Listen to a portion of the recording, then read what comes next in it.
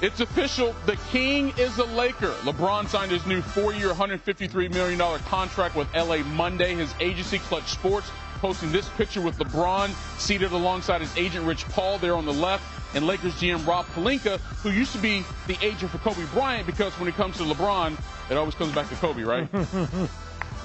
Now that he's wearing that uniform even more so, Bobby Marks joins us now from Vegas. So, Bobby, it is now official. LeBron is a Laker.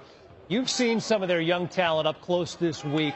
What else realistically can the Lakers get done here before the summer's over?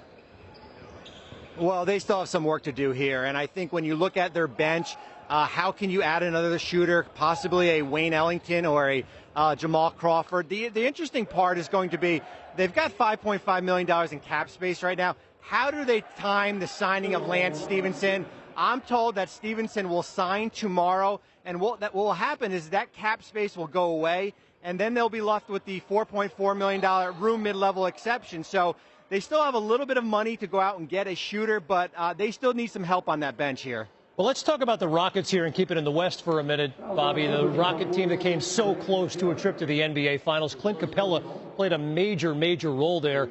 He's a restricted free agent, but he remains unsigned. Where are the offer sheets for this guy? There aren't any, and that's the problem where we are with Clint Capella. Basically, Houston has told him, go out and get an offer sheet. There are really two teams right now that have cap space, Atlanta and Sacramento. Atlanta has basically taken the summer off when it comes to free agency, and I don't see an offer sheet out there for Capella. So the interesting thing will be, does Houston up their offer to an offer close to $20 million, or do we see Clint Capella take the $4.3 million qualifying offer? And that would be a huge blow to Houston, who's already lost, Trevor Ariza and Luc Mbah a Moute to free agency. Big roll of the dice potentially for both sides there. Houston with the prospect of losing him next season if it were to come to that. Bobby, the Rockets have been rumored to be interested in Carmelo Anthony. Can they pay Capella and squeeze Melo in there? Can they make that money work? Yes, they can. Capella's got bird rights, so they can exceed the cap to re-sign him. Regarding Carmelo, it will be interesting as far as if he is signed there. He's made $260 million in his career. They have the $5.3 million tax mid-level, which they are hesitant to use.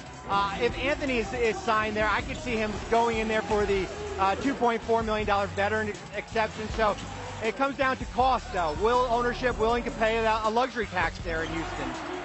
Always comes down to money, right? And wouldn't it be something if one of those teams out west, while Oklahoma City is paying Melo, benefits from having him on the team? We'll find out. Bobby Marks joining us tonight from Vegas. Thanks, Bobby.